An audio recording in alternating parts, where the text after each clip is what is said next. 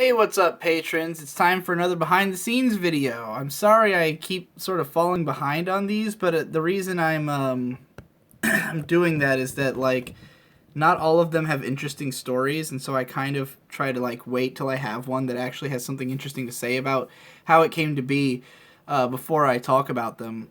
But I've got like 4 videos stacked up now that I can explain the behind the scenes of. So the first one is what's up with anime tone shifts.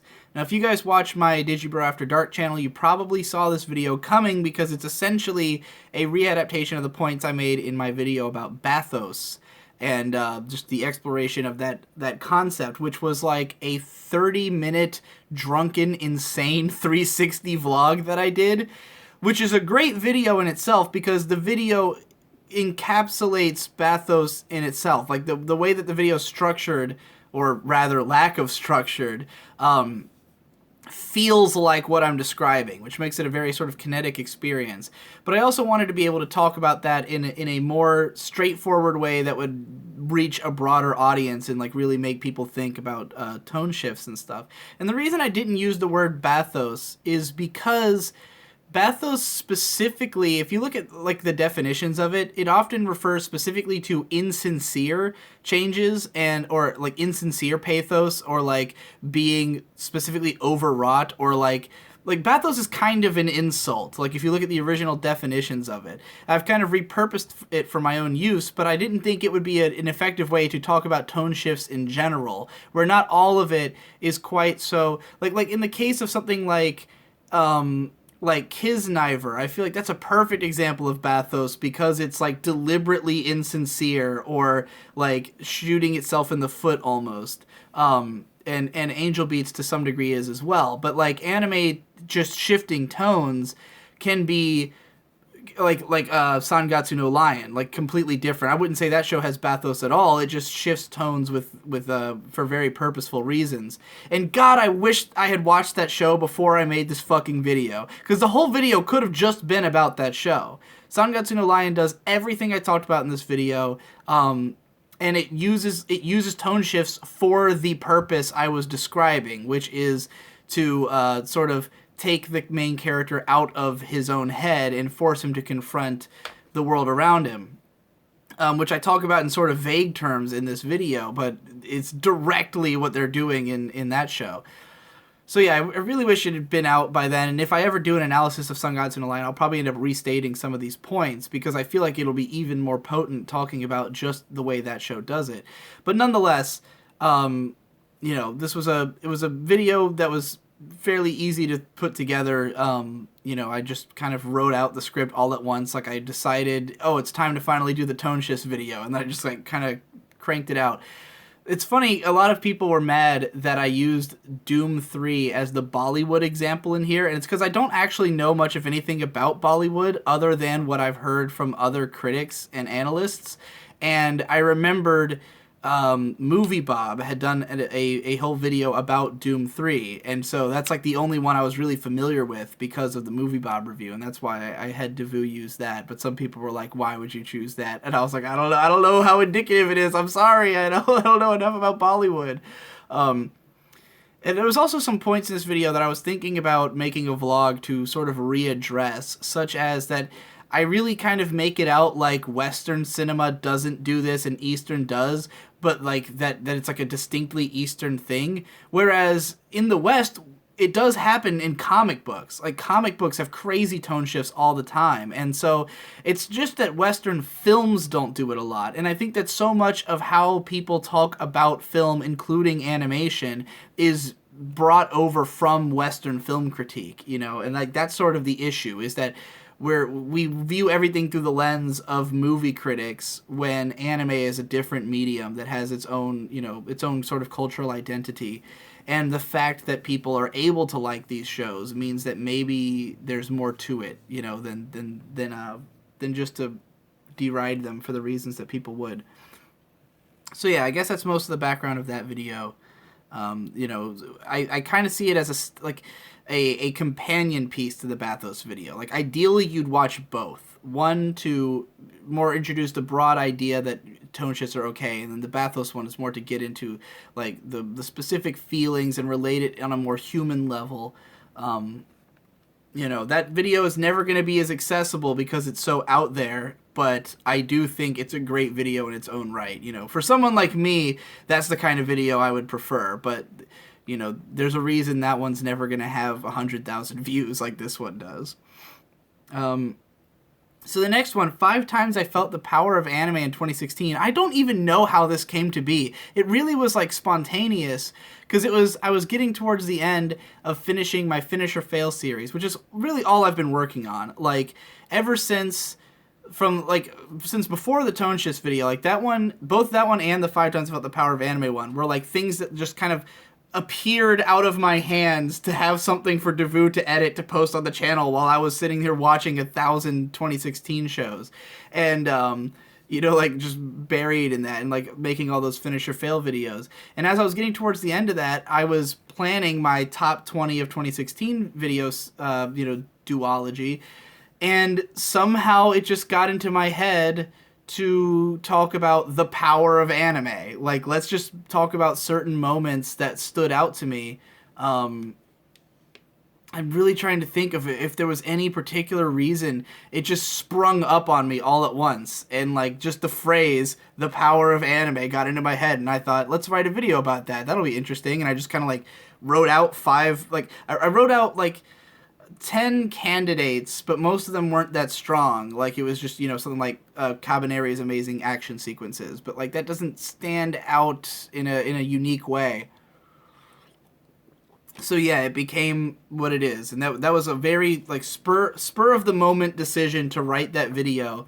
And then I wrote it, and it was one of these videos. This happens to be sometimes where I write something and I can't figure out how much sense it makes until I see it edited. Like, once Devu edited it, I was like, okay, yeah, this is a proper analytical video that makes sense and everyone will understand it. But I wrote it so fast that, like, I hadn't had time to stew on it and, like, understand what I was going to write. So I wrote it and I was just like, is this even English? But I guess it made sense in the end. So next up we have the top 20 anime of 2016. This has obviously been a long time coming. I want to do top 20s of every year of anime history because I really love the way that Your Movie Sucks does his top 10 lists of each year, where he watches every single movie that comes out that year that he has any interest in. And, he'll wait years after that year is over to make sure that he can watch every movie, because some of them are, not released or he can't even watch them yet. And I really admire that. And I thought it would be cool if, for me as an anime critic to be the guy who watched everything and put together, like, the ultimate top 20 list. Granted, my taste is different from everyone else's, but, like, at least that I watched everything. There's no question about that, of, like, whether I missed something. So that's sort of the idea behind these, and I didn't want it to be like before, because in 2014 I did a separate video for every single show, which was a terrible idea because of the fact that people would only watch the videos of the shows they already cared about. Like, if I list, like, number 14 is JoJo, and then number 13 is, like, Inari Kon Kon Koi Iroha or whatever. Like, that's not the order they were in, but one is a show everyone watched, one is a show that not a lot of people did. So the view count disparity was big there, and I thought it'd be much better if they were all in one video, and I can just kind of trick you into learning about these shows. Like, no one would have watched the Tonkatsu DJ Agetaro video, but because it's you learning about it in the middle of all these other ones, it'll convince more people to go watch that show. And I also thought, like, I looked back on those 2014 videos, and they were all way too long for what they were. Like, it was obviously me trying to, like, pad them out to be a full video length, whereas some of those shows I could have summarized my point in 3 paragraphs. So with this one, I tried to just, like, get all of my thoughts on each show condensed into the tightest possible package, and I succeeded really well at that. Like, some of these, the first sentence is, like, all that matters. And I wanted it to have this, like, rapid-fire flow where instead of, like, the pageantry of a top 10 list where it's like, number 10, this show, the reason this show is good. Like, I don't like that. I wanted it to just be, Number 10 on my list is Konosuba because, and then I just go right into it. You know, that's why I use the word because after each one, because I wanted it to have this this really rapid flow where it's just fucking getting to the point on each and every show and making it as quick and snappy as possible. And really happy with it because I love, for me as a writer, the most fun is that I have writing is when I try to like really make something tight and technical, you know. And so trying to express as much of my opinion of a show in as few words as possible is often like the most satisfying as a writer. I know it's not always the most satisfying for the audience, but for me it's like really fun to see how much meaning can I pack into one sentence, you know. And because I've already talked about all these shows at length in other places, you know, I figured I could kind of make my point in that succinct way, and then if you really needed more information, you could go watch my other videos where, I mean, like, for all of the ones that I had talked about in the Finish or Fail, I think I said just as much in most of these 3 paragraphs as it took me 5 to 10 minutes to say unscripted. And that's why my scripted videos get, you know, patron marked and not the After Dark stuff. Like, there's a lot of people who always tell me, your After Dark stuff's so good, it could be on the main channel. And I'm like, to me, I hear that 5 minutes it took me to explain that point, and I think I could have said that in 1 minute with a script, you know, and that's what this video does. And so I'm really happy with it in that way. I'll be right back. I have to go to the bathroom. So lastly, for one that I really wanted to talk about the production process behind is the hype mashup music of Gurren Lagann, Gatchaman, and Soul Eater. I've been struggling for years to figure out how to make videos about anime composers, because the thing about talking about music is you can either talk about what the music means emotionally, which does not take many words, or you can talk about the technical details, which takes a lot, you know.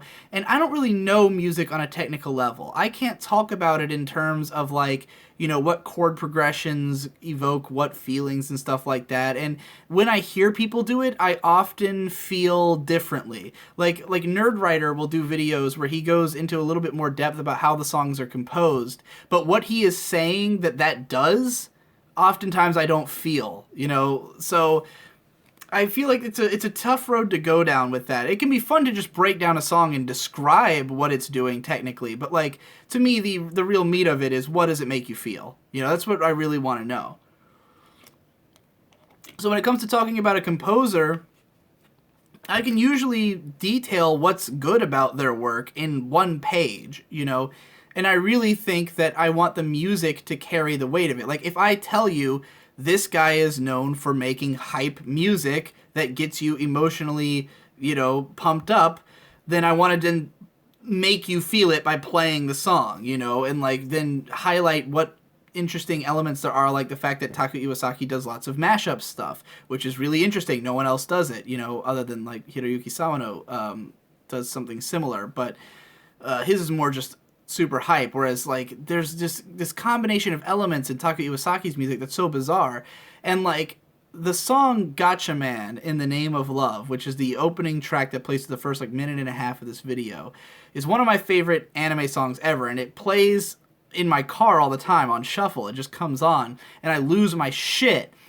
And so like almost 2 years ago I wrote a video about a different composer, a guy called Kaoru Wada, and I might make a video about him soon using that same script, because I wrote the script out and it was only a page, and I thought, well, this isn't long enough that it'll be like a substantial analysis, and I can't really play long clips from the songs. Like, I can't play more than a few seconds of each clip, so how am I going to make anybody understand? It's just going to seem like a really insubstantial video, and like, the amount of music I wanted to play would dwarf the amount of dialogue there was. And the idea of like breaking away from 2 minutes of music to then talk for 30 seconds and then play another 2 minutes of music was really like, you know, it would be jarring.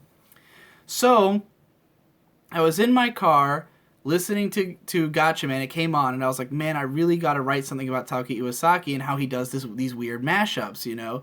And then it occurred to me that I could use the techniques that I use for mixing music. Because these days I produce lots of rap music. If you follow my SoundCloud, you've probably heard them. And I've been learning how to mix my vocals better because I have the program FL Studio, which is a music making program.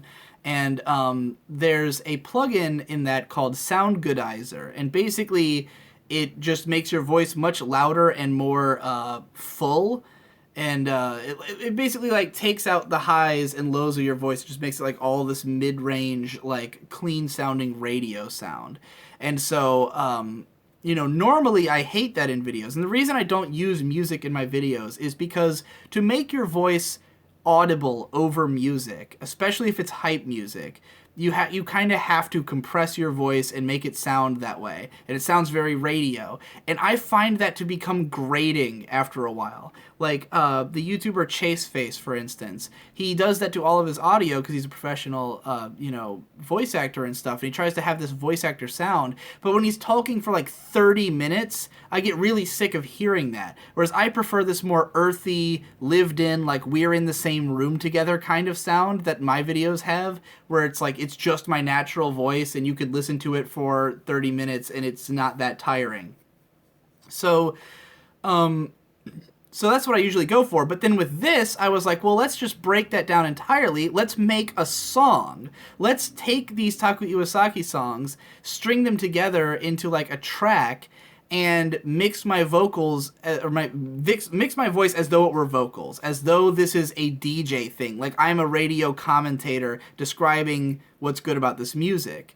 And so I wrote the script around the music. Like I did all the audio editing for this in FL Studio. So basically I would take the Gatchaman, like I took Gatchaman and I had the Gatchaman, and then I made the volume go down, and then I wrote a paragraph that would take exactly as long to say as the build-up before the next chorus.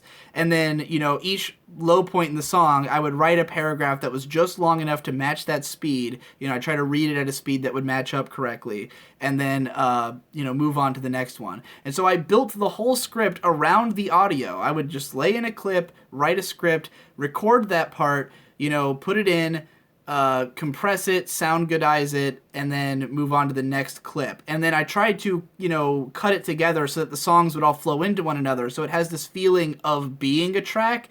And I think it came out really well. Like, I can listen to it over and over and over again just as a cool sounding song, It just kind of coalesces into one track. And, there's some parts, like the early parts all have Sound Goodizer on them for like the Gatchaman stuff and like the more electronic songs, but I didn't have to do that on the later parts. It's just compression over like the Katana Gatari song because it doesn't have a lot of mids in the song itself, so there's nothing like interrupting my voice. Like I sounded fine just with compression. I didn't have to like blow it way out of proportions. And yeah, just everything in this is meant to feel hype and to have these different movements that sort of drag you through the songs. Lots of subtle edits, like the Gatchaman song, when I play the guitar solo part and the dubstep part, like both of those, I cut out a whole chunk of the song, but I, edited it so it sounds like it kind of naturally flows. You can tell that with the dubstep part, probably, that it's not exactly where the song goes right after that. But with the orchestral swell, I cut out like half the chorus and matched it up, and it just sounds perfect the way it flows. So yeah, everything in this was all about audio manipulation, timing everything just right, writing the script around the music, and that's how I created it. And then once I had the finished track, I listened to it like 10 times and then sent it to Devu. And then I basically told Devu, like, you're basically going to be editing an AMV. Like, this is going to be an AMV with analysis video elements to it. Which he wasn't sure how to approach because Devu doesn't watch AMVs, and he was really not sure exactly what to do. Because in my head, this is basically like the style of the Canepa effect or RC anime, but done well, because I really hate the delivery of both of them. Because an RC anime video will start off with a really hype music and like some really clean animations and stuff, and then he goes, "Hey guys, RC anime here," and it totally ruins it. And then Canepa just screams incoherently over his scripts like, this anime is so amazing and I can't finish a sentence without taking 3 breaths, you know, and like it's just too much, and the music's too loud, and his microphone's awful, and just everything about his delivery drives me insane. So I wanted to try to do that style of like hype music, hype visuals, you know, getting you excited, but while mixing it right and having like good vocal delivery that matches the tone of what the music is. You know, like the vocals have to feel like they rise and fall with the action. It was also inspired by Best Guy Ever, who does a lot of that kind of audio, you know, it's like where music's very important to the video for him. So yeah, you know, I worked. I had Devu change up a few things because there's moments where what I thought the music conveyed is not exactly what he did, but he came up with the waveform stuff, which was a brilliant idea. I believe he did all that by using VLC, and he would like, you know, he would have it make a waveform in VLC and then record that and then import it into Premiere. And then he used like all these different visual filters and transitions and stuff that worked really well. I love the transition from Gurren Lagann to Soul Eater. Like the way the screen waves around and stuff looks really cool. So hopefully I'll get him to do, like when we do our commentary on that video, he'll probably go really in depth about like what techniques were used and like what saturation levels and shit like that. But yeah, really excited about that video. I'm glad people seem to like it, and if I do more videos on soundtrack composers, I'll probably do them in this style, and it'll be really interesting because different composers have different styles of music. So like whereas this one was all about the hype, you know, if I do Kaoru Wada, it'll be a totally different atmosphere because his music is all about like darkness and evil, and it'll have that feeling to it. So it'll be interesting to see how these videos stack up against one another and how they each one has a different feel to it. Anyway, that's it. That's the last 4 videos I edited or that I made. I forgot to mention that the top 20 anime one is actually edited by me, just because it would be too much of a pain to have Devu watch all the shows. So if you thought the editing in that one was kind of shit compared to most of my videos, it's because I edited it instead of Devu. But that's it. I'll see you in the next one.